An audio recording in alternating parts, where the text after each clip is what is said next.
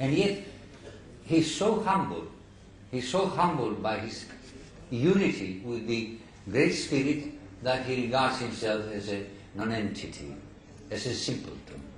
This is not the attitude that we find in scholars today, myself included. We all think of ourselves as very great and knowledgeable people. Well, what we know is really like pebbles by the beach, while the ocean of truth extends miles and miles away. It would be nice if we introduced some humility into our doings as well. Anyway, he says that the Great Spirit, the great guardian of the universe, has entered into me.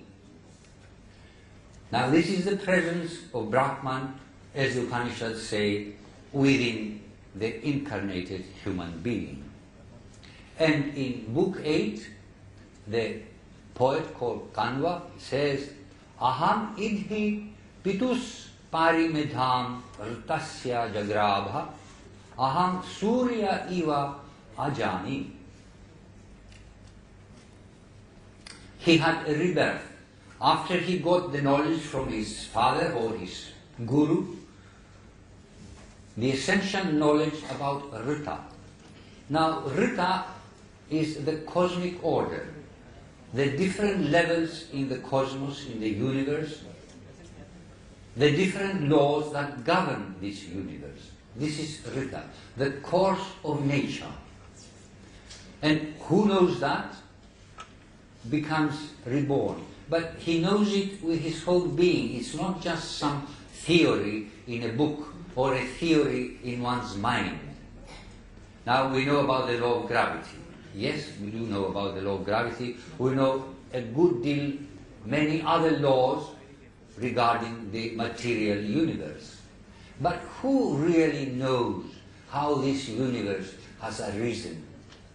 And what forces are behind it all? When you know that, then you know Rita. And that's what Kanva learned from his father or his guru. And when he learned that, he was reborn like Surya, like the sun. He was filled with light.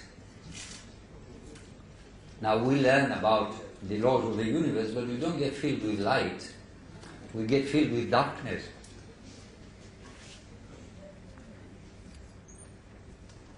So we see that in the Rig Veda, what we find in the Upanishads is in fact already fully present in the hymns of the Rig Veda. Now this is a very special aspect of the Rig Veda, not realized unfortunately by many people. So this has a very, very ancient beginning, because the Rig Veda is very, very old. It's probably the oldest document of humanity. Next one, please.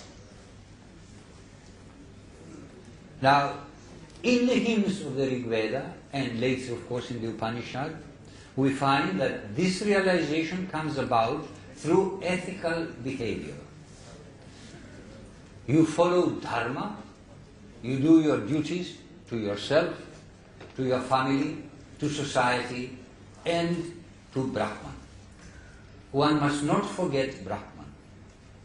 In fact, in one of the later texts, in one of the Puranas, it is said that the ancient rishis say that a human being, while being in the uterus before it's born, while an embryo, gives a promise to the Creator that when it's born, it will remember Brahman, it will follow the laws of the universe, and it will serve the community. And if it does not give this promise, it will not be born in the human form. Did you know this? No, you didn't. But it is in the Bhagavatam Purana. I don't know if it's true, but I'd like to believe that the ancient rishis knew what they were talking about. So you have dharma, sukritani, good actions, as that film showed us. That was good actions, service to the community, and dana. Dana is, from the Rig Veda onwards, a steadfast quality emphasized in all the texts of the Vedic tradition. Giving, give, and never count the cost. We shall see more of this later on. Then there is yoga practice. There are several passages in the Rig Veda which talk about practicing yoga, that is to say, not stances of yoga, but practicing ethical ideas, and especially the attention. They use very much the verb yunjati. And of course, soma, drinking. Soma was a particularly exhilarating drink. I wish we had some today. I don't know what it is. Nobody really knows what it is. The best shot is Amanita muscaria, a particular mushroom, which, if you drink it, it does give you some inner vision, and it does lift you up. And it's not. It's not a drug. You don't get addicted to it. Some people continue to drink it in various countries like Siberia and so on. So, the next one, please.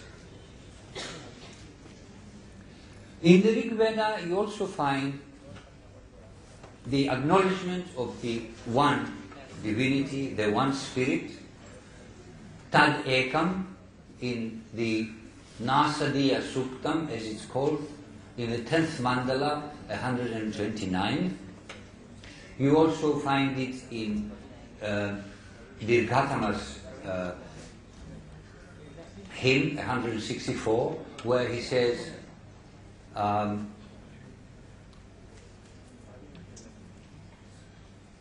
Ekam sad vipra bahudha vadanti agnim yamam matarishwanam ahur.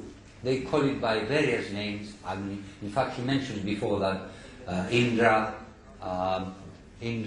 Varuna, Mitra, Varuna, Agni, and of course Surya, the sun, Garutman. So you have constant mentions in all those passages of the one. In book 354, it is said,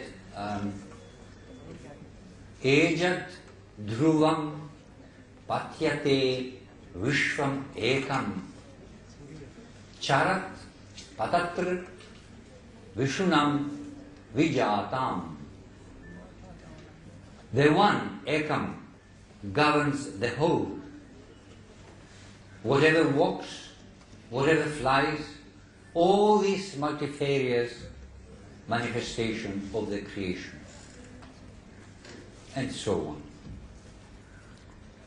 So you have on the one hand the acknowledgement and knowledge of the one, and on the other hand you have the many divinities. But at all times it is recognized, and they keep reminding you that all these divinities that you may worship are in fact expressions of the one.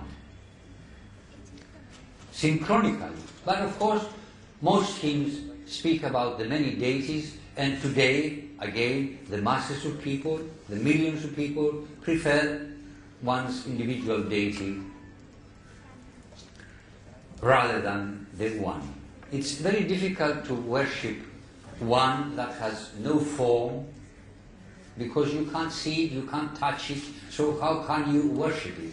Whereas if you've got Vishnu and you've got his statue, or Krishna with his flute, you can worship, you've got a form there, you can see it. And now I come to the main structure of the elements of the Vedic civilization, The Vedic people regarded the universe as three major levels: heaven, Dyaus or Swarga, Antariksha, mid-air, and Prithvi or Bhumi, the earth. This corresponds to the spiritual realm, the mental realm, and the material realm. Each one of these was again subdivided into three, but we needn't go into that. It will be too much. Can I have the next one, please? Thank you. So, at the very first level, the top level, the Dyaus level, you have self-realization and devotion to divinities. So this is taken care of. At the next level, the mental level, Antariksha, you find thinking in abstractions. Now in philosophy, in Western philosophy, this thinking in abstractions gets established by Socrates, who asks, what is friendship? What is wisdom? What is agreement and disagreement? What is liberality? What is leadership? And so on and so forth. And they proceed to define these things, and that's how you have the beginnings of Western philosophy. It's a development from the Socratic and Platonic thinking. Now, many centuries before that, the Vedic people already work and think in great abstractions, such as Anumati, agreement, Asuratva, lordship. The very structure of Vedic has got this ability. You have a noun, then you stick the ending tva, and you immediately have the abstraction. Devatva, Panchatva, and so on. Dana, liberality, generosity. Pankti, fiveness. Later on the word changed its meaning and became a row, a series of things. Vasuta, wealthiness. Now, ta is a feminine ending. You stick this also to a noun and you have the abstraction. Vasu means wealth, riches. Vasuta, wealthiness. But it's not just abstract ideas, abstract concepts. You have mathematics, algebra, geometry. Then you have the complex grammar of the Vedic language itself. Dhatus, the root forms, the seed forms from which spring out nouns, adjectives, indeclinables, and of course verbs in all their complexity. You perhaps are not aware how complex, how subtle, how great Sanskrit is. Greek, which is regarded by all Western scholars as a brilliant language, has only two aorists, two past tenses. Sanskrit, or rather Vedic, because they were lost later in the classical period, has 7 aorists. Now you can see the difference. It's an enormous difference. It's one thing to have 2 aorists, it's another thing to have 7 of them, all indicating some very slight, subtle differences in meaning which we today cannot fully grasp. And apart from the aorist or past tense, you have perfect and imperfect as well. These two have different nuances of meaning.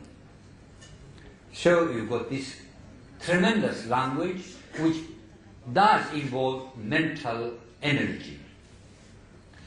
Then, apart from that, you have measure and rhythm in poetry and in music. Because the hymns were chanted, so there was music. And of course the hymns are in very strict measures. The Gayatri, the Trishtubh, the Jagati, and so on and so forth. So this is all in the mental realm, in the middle realm of the mind. And then we come to the material world. They knew astronomy, they refer to many constellations, and they had a calendar also. They had geometry. We find this geometry in the Shulba Sutras. I shall come to them shortly, which were used in building the Harappan cities, and of course the altars which were so important for the sacrifice.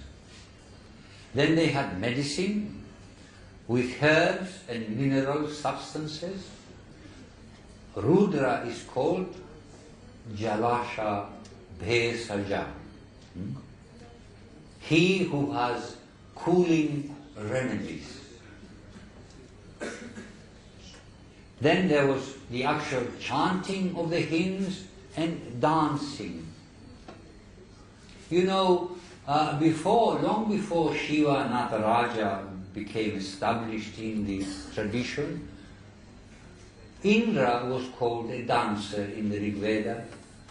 Ushas, the dawn goddess, was called a dancer also. So Shiva Nataraja is a fairly late concept. There was weaving.